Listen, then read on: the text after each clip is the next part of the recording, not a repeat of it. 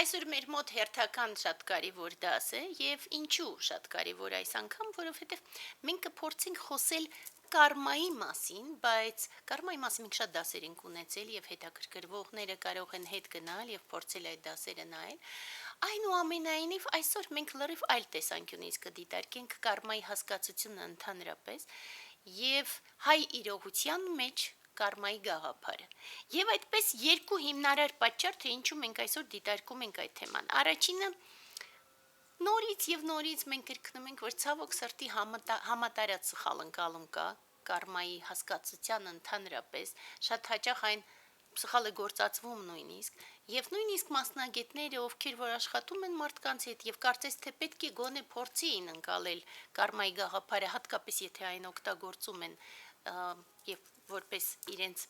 բարապաշարի տարր է արդեն դարձել, ուրեմն ավելի շատ պիտի ուսումնասիրեին, բայց ցավոք սրտի այդպես չէ, եւ մասամբ ինչ որ ձևով ես հասկանում եմ ոնց է լինում, որովհետեւ ես հիշում եմ, երբ որ երեխայի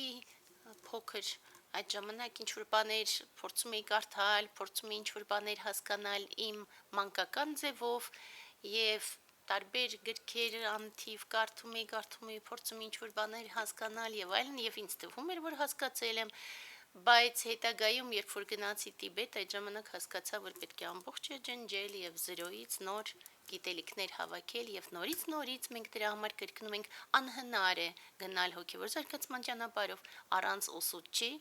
որը որ հասել է ինչ որ աստիճանի եւ անհնար է որևէ ձևով օգտագործել սուրբ հասկացությունները, եթե չես անկալում դրանք եւ նորից, եթե չունես ուսուցիչ։ Սա առաջի պայմանն է եւ պատճառն է մեր այսօրվա դասի, երկրորդ պատճառը մեր հայրողությունն է, որում որ իրավիճակը այնքան է սաստկացել եւ մթնոլորտը այնքան է արդեն սևացել, որ այս համատարած հուսահատության մեջ հեշտությամբ մարդիկ փորձում են հրաժարվել պատասխանատվությունից, մեկնաբանելով, որ այդպիսին է մեր կարման։ Եվ այդպես փորձենք հասկանալ ինչ է իրականում կարմա եւ ինչպես կարող ենք մենք դիտարկել այն հենց այս տեսանկյունից։ Նորից զուտ որպես հասկացություն եւ այլն, այդ ամբողջի համար նայեք մեր նախորդ կարմայի վերաբերյալ դասերը, իսկ մեզ այսօր լրիվ այլ բան է հետաքրքիր։ Առաջինը, շատ հաճախ մարդիկ կարմա բառը նույնականացնում են ճակատագրի հետ, դա սխալ է։ Եվ եթե նույնիսկ նույնականացնենք, ապա մենք ճակատագիր բառը պիտի ամբողջությամբ վերանայենք։ Եթե վերանայենք ճակատագիր հասկացությունը, մենք կարող ենք զուգակցել։ Հարցը դա է, որ եւ ոչ մի բան կարմայի մեջ մեխանիկական չէ։ Մենք ասում ենք, որ ընդհանրապես գծային ոչ մի բան ուսմունքում չկա։ Գծային ոչ մի բան չկա նաև մեր կյանքում։ Այո, ճնշող մեծամասնությամբ մենք խոսում ենք հավանականությունների մասին, երբ որ օրինակ չինական դասական փոփոխությունների գիրքի Ճինգի մասին խոսում ենք, մենք ասում ենք, որ այն այո, գուշակությունների գիրք է։ Այո, նաև խորքային փիլիսոփայության, բայց նաև որոշակի գուշակության։ Եվ ինչու է հնարավոր, որովհետև ցավոք սրտի ամբողջ աշխարհի հավանականությունները սահմանափակված են ընդամենը 64 հեքսագրամով։ Մարդկանց կյանքերը, պետությունների կյանքը եւ այդպես շարունակ ցավոք սրտի տեղավորվում է շատ պարզ հասկացությունների մեջ։ Եվ ըստ այլմ քայլ առ քայլ ճնշող մեծամասնությամբ տեղի են ունենում նույն գործընթացները։ Երբ որ մենք դիտարկում ենք այսօր պատմությունը, նայում ենք հետ ու տեսնում ենք շատ հաճախ նորից կրկնություններ նույն բաների, մենք տեսնում ենք վերելքներ ու անկումներ, ինչ որ ձևով դա մեզ փոփում է, բայց մյուս կողմից մենք հասկանում ենք, որ ցավոք սրտի նույն բաների կրկնություններն են ու շատ սահմանափակ։ Բայց եթե մենք այդ ամբողջը նույնիսկ անվանում ենք ճակատագիր, ապա մենք պետք է հաշվի առնենք, որ մշտապես առկա է X ֆակտորը։ Այդ X ֆակտորը մենք շատ հաճախ ենք մեր դասերի մեջ օգտագործում եւ հիշատակում, ինչու, որովհետեւ ցանկացած պարագայում մենք տեսնում ենք, որ հնարավոր է, որ ամբողջը լինի ոչ գծային, որովհետեւ ըստ էության գծային չէ։ Եթե գծային է, ապա դա մեր սահմանափակ ընկալումներն են դարձնում մեր կյանքը գծային։ Հակառակ դեպքում այն չի կարող լինել գծային, որովհետև աստվածային շնորհով, եթե քրիստոնեական տերմիններով ասենք, կամ որովհետև ամբողջը Բուդդայի էության մասն է կամ հենց էությունն է, եւ այդ ձևով հասկանալով մենք չենք կարող անգամ դիտարկել որևէ բանը սահմանափակ։ Սա առաջի հիմնասյունն է կարմայի հասկացության, եւ երկրորդը մենք խոսում ենք փոխկապակցվածության մասին բոլոր մակարդակներում։ Փոխկապակցվածությունը մենք սովորում ենք տեսնել ի սկզբանե, դա մեր հիմնարար ուխտերից մեկն է, տեսնել ամբողջի փոխկապակցվածությունը եւ ընկալել ամբողջի փոխկապակցվածությունը, բայց մենք քայլ առ քայլ ընկալում ենք ավելի ու տեսնում ենք, որ այդ փոխկապակցվածությունը այնքան խիտ կապեր է ստեղծում, որ անհնար է առանձնացնել որևէ բան մյուսից, անհնար է, եւ դրա համար մենք կարող ենք միայն մասամբ տեսնել, ինչքան զարգանում ենք, այնքան ավելի շատ, բայց միևնույն է, սահմանափակ ցավոք սորտի, մինչեւ որ չենք հասնում արտնացմանը։ Այդ ժամանակ տեսնում ենք ամբողջը ինչպես որ կա։ Սա երկրորդ դար եւ քանի որ մի քիչ բարդ բաներ օգտագործեցի ու քանի որ ըստ էության մեր դասը այսօր բավականին բարդ է, ի սկզբանե ասեմ բոլոր նիկոլականներին, ովքեր երբեմն նայում են մեր դասերը զուտ որպեսի բացասական ինչ-որ բաներ գրեն, շարունակությունը մի նայեք, միևնույնը օգտագործում ենք բարդ հասկացություններ ձեր բառապաշարի 500 բառից ավելին, ուստի իմաստ չունի շարունակել, իզուր տեղը ձեր կարման մի փչացրիք։ Եվ գնացինք առաջ։ Ժամանակը ընդհանրապես նորից գծային չէ։ Գծայինը ժամանակի մեր ընկալումը, մենք մտածում ենք կա այսօր, համապատասխանը կա երեկ ու կլինի վաղը։ Գծային չէ եւ դրա համար մենք չենք կարող ասել, որ այն ինչ որ երեկ էր նույն ձևով շարունակվում է այսօր եւ վաղը։ Մեր հիշողությունը աշխատում է այլ ձևով, մեր միտքը աշխատում է այլ ձևով։ Շատ հնարավոր է, որ մեր միտքը ավելի լավ հիշի այն, ինչ որ տեղի ունեցել 20 տարի առաջ, քան կենտրոնանա դրա վրա, թե ինչ կարող է լինի վաղը։ Այդպիսի զորություն ունի միտքը եւ ըստ այդմ ժամանակը եւս գծային չէ։ Եթե այդպես է, ապա այստեղից մենք տեսնում ենք հետաքրքիր բան։ Երբ որ մենք ուսմունքում դիտարկում ենք կարման բոլոր անցած կյանքերի փոխկապակցվածությամբ, այսինքն այն սկզբունքը, որը փոխանցվում է, մենք չենք ասում հոգին, բայց այս պարագայում դա կապ չունի, քանի որ շատ մարդկանց համար դա դժվար է, մենք վերցնենք միայն սահմանափակ այս կյանքը։ Եվ երբ որ օգտագործեմ դասի մեջ նախկին բառը, մտածենք, որ դա խոսքը գնում է միայն այս կյանքի մասին։ Այդպես հիմնական բան եւ մենք կփորձենք օրինակ բերել, որպեսզի մարդիկ առավելագույնս ընկալեն ամբողջը։ Այստեղ մի ամենակարևոր ընդհատում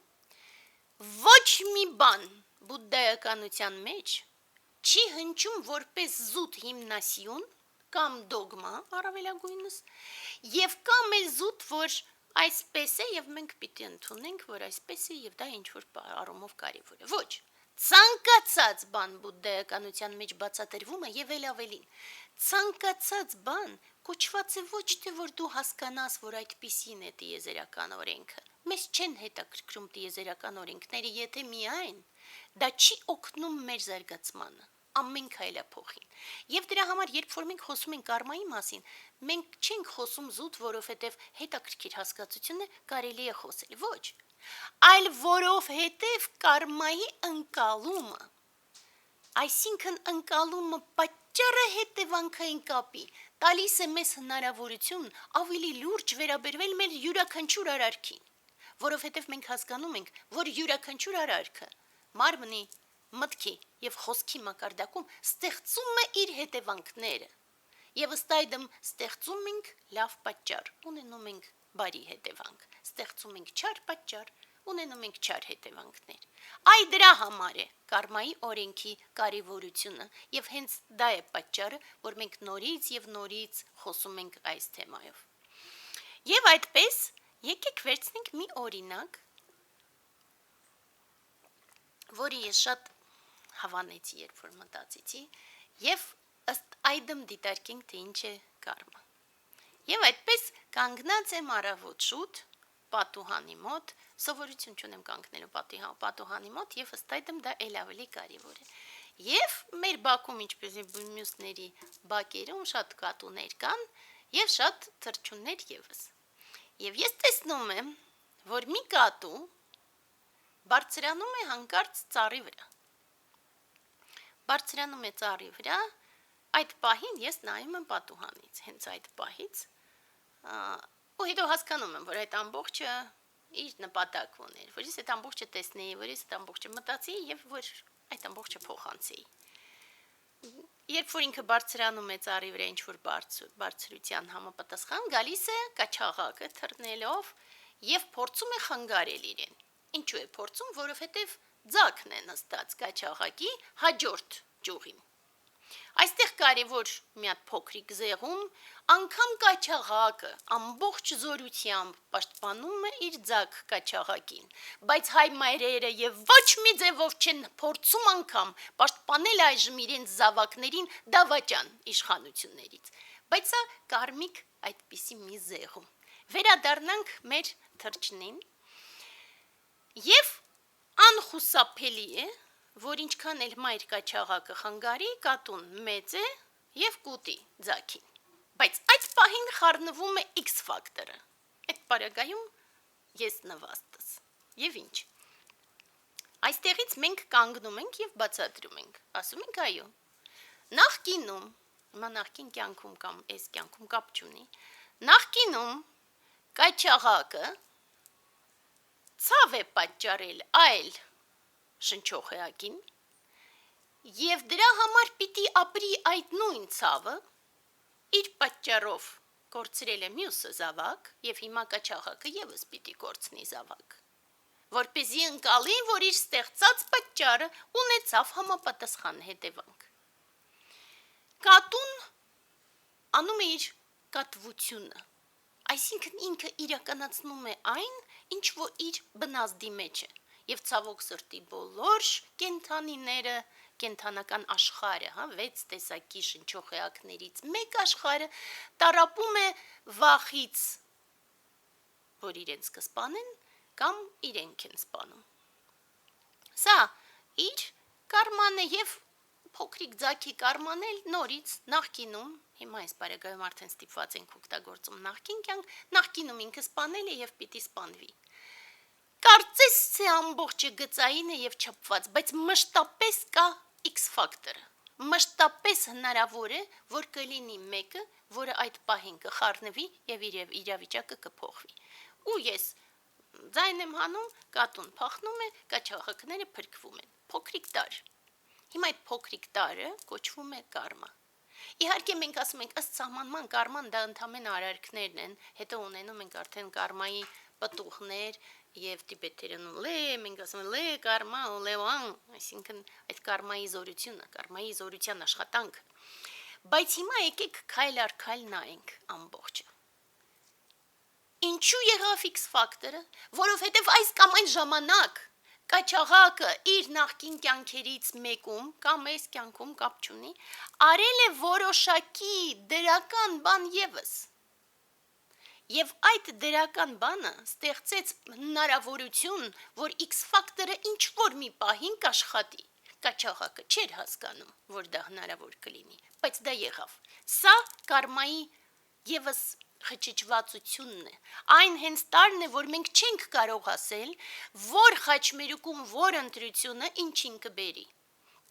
Ոստեղ շատ նորից կարևոր է։ Մենք չպիտի մտածենք, որ այս պահին մեր ընտրությունը մենք անում ենք որպեսզի դա հետագայում բերի դրականը, չէ։ Այդ ժամանակ մենք նորից եսից ենք շարժվում եւ ըստ այդմ դա չի աշխատելու։ Բայց եթե մենք անում ենք պահի տակ փոքրիկ բարություն, որովհետեւ մենք անում ենք զուտ բարություն, որպեսզի փրկենք այս կամ այն ձևով շնչողեակին, այդ ժամանակ դա աշխատելու է։ Մյուսը նույնը Նա ժամանակին արեց ձակուկը։ Ես մաքսիմալ պարզ եմ բացատրում, բայց տեղ առանցքային լիքը գաղափարներ կան։ Կատուն, մեզ կարող են հարցնել, կատուն մնաց սոված եւ ըստ այդմ մենք ցավ ենք պատճառում կատվին։ Կատուն սոված չմնաց, որովհետեւ կա շատ սրճարաններ բակերում ու նաեւ մի քիչ խախտված մարդիկ շատ են կերակրում կատուներին ու այդ կատուն այնքան չաղ է, որ դժվարությամբ է բարձրանում ծառ, այնուամենայնիվ բարձրացավ։ Այսինքն, ստեղից կարող է լինել հարց, իսկ եթե կատուն լիներ շատ սոված, ու եթե կատուն այլ տարբերակ չունենար, մենք ունենք նման պատմություններ առակներում, մենք գիտենք մեծն ասանգայի պատմությունը, որ իր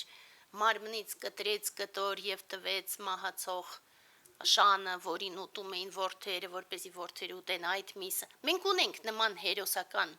օրինակներ, այնուամենայնիվ այս պարագայում այդ օրինակները մեզ կշեղեն այս նյութից և դրա համար շարունակում ենք այս տարբերակը։ Առաջինը այստեղ ինչի որ շատ կարևոր է, մշտապես հնարավոր է, որ կլինի X ֆակտորը բոլորի համար։ X ֆակտորի համար, այսինքն այդ պարագայում այդ ամբողջը կարող է լինել շանս այդ ամբողջը ավելի խորության մեջ հասկանալու, բայց նաև այդ պահին, տեսեք, մենք հասկանում ենք, որ վաղ թե ուշ հնարավոր է, որ կատուն նորից ելնի այդ ծառը և X ֆակտորը այդ պարագայում չլինի և կատուն միևնույնը կուտի և կաչաղակին հնարավոր է և իր ձագուկին, բայց առաջինը, ինչ ցանվեց այդ պահին, հավատը, որ X ֆակտորը հնարավոր է, կաչաղակը չի հասկանում դա,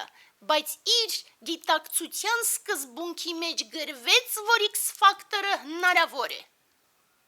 Ու այստեղից մենք գալիս ենք, այս օրինակը իհարկե դեռ կարելի է շարունակել և շատ տարրեր բերել, մեզ համար այս օրինակը ինչով է կարևոր։ Մենք գալիս ենք մեր իրականությանը և տեսնում ենք սարսափելի վիճակ, ու մենք կարող ենք ասել, Նիկոլը եկավ ծանր ժամանակներում, իհարկե Նիկոլի գալուց հետո ամբողջը գլորվեց անդունդը վերջնական,